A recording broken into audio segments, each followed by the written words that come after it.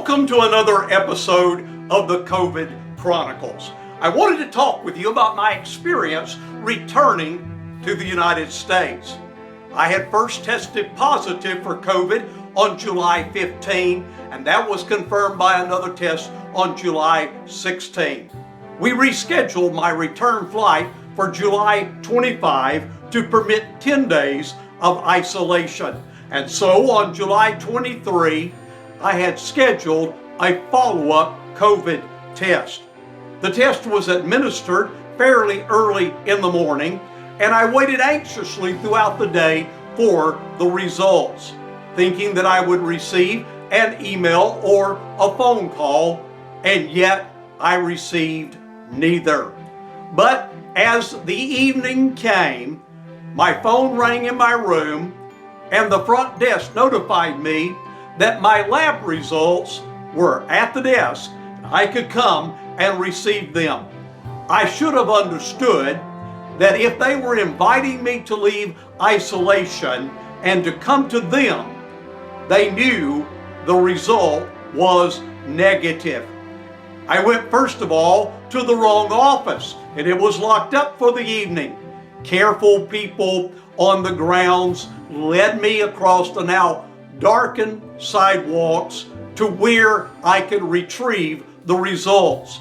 And I discovered very quickly that I was a bit breathless. I had not done very much during the days of isolation and was not really fully aware of just how much chest congestion I was dealing with. It proved to be almost a mile that I walked that evening to retrieve the results. When I arrived at the desk, again, I should have been conscious of the fact they knew the result, because the gentleman who gave me the sealed envelope said to me, "Congratulations." I tore open the envelope. My eyes fell upon that precious word, negative. I had a negative COVID test.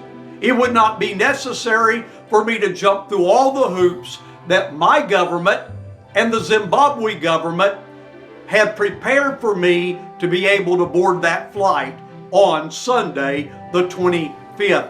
I went back to my launch unit. Quickly, I got in touch with my wife and I shared with her the exciting news.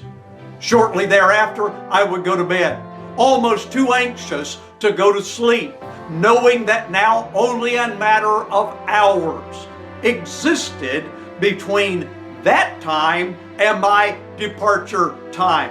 Saturday was a busy day, tending to many details online as well as in my unit that I would not be able to deal with for an extended period of time as I made the transit back to the United States. My ride arrived just after 10 a.m. Zimbabwe time on Sunday morning. I was off to the airport, some 18 kilometers or so south of the city of Victoria Falls. And we went through what by my count was checkpoint number 31 that we had traveled through during my time in Zimbabwe. We arrived at the airport. Everything was without incident. I was quickly checked in by the attentive person at the desk, and I waited now for my flight. I walked about the airport, only a few people present, but again I was reminded that my body was not 100%. But what did that matter? I was headed home. Shortly after noon, Zimbabwe time, we boarded my flight. The first leg of my flight was to Botswana. We made that trip down to Botswana quickly and without any complication whatsoever.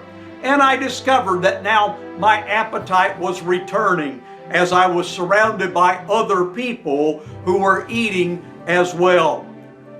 After a 45-minute delay in Botswana, we were airborne again, headed to Addis Ababa, Ethiopia.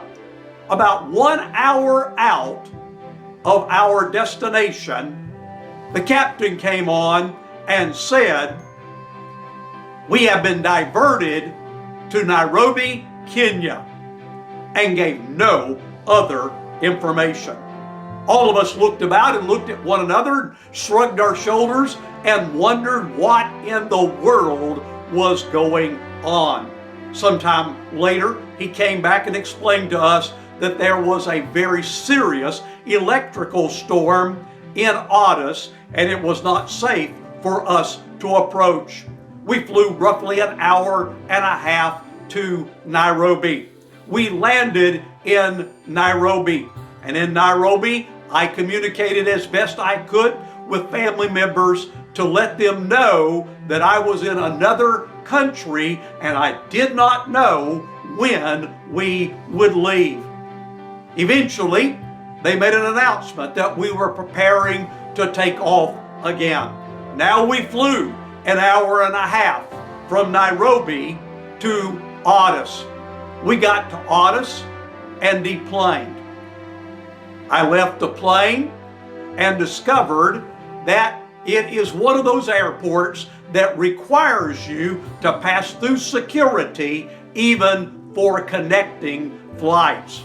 So I went through the whole process. I pulled off my shoes, I pulled off my jacket, I took out my laptop, put everything down the belt through the scanners, got on the other side of the magnetometer and recovered everything. But in a hurry to try to make a connecting flight, I didn't even put the laptop back in the bag. I was hustling as fast as my somewhat breathless body would permit me through that airport. I cleared the secured area. And when I did, I looked at a lady standing at the door from the airline. I said, "Washington Dulles?" She said, "You're the last one." I'm like, why do I have to be the last one? And she said, "You have to hurry. It's all the way at the end." And I'm like, why is it that every time you're rushing for a flight, it's all the way at the end? Not only was it all the way at the end of the terminal, but I discovered I had to go through security again. I had to put everything on the belt, and I had to get through the secure process once again to get to the gate. I got to the gate. I would discover sometime afterward, I was so late in arriving at the gate, I was not on the flight manifest. In fact, according to the Star Alliance, I was not on that plane. But you can see I'm back here in the United States. They gave me a last-minute boarding pass. I went on the plane and someone was seated in my seat. Kind flight attendant said, "Sir, would you be okay with this seat here by the aisle?" I said, "Ma'am, I'll take any seat that you'll give me." A few moments later, a senior flight attendant came up. She said, "Sir, what seat do you have?" I said, "I have 13A. And she made the older gentleman over by the window seat get up and give me that seat, which was very helpful to me on the long flight home. I literally had no concept of time. I knew this plane had been delayed significantly from its departure time. In fact, I had some concerns in flying to Ethiopia that I was about to spend the night in an Ethiopian airport and fly out the next day. But they had held the plane and they held it for me, and when I got into that seat, it was only a matter of minutes before we were taxiing and we were airborne headed to Dublin, Ireland.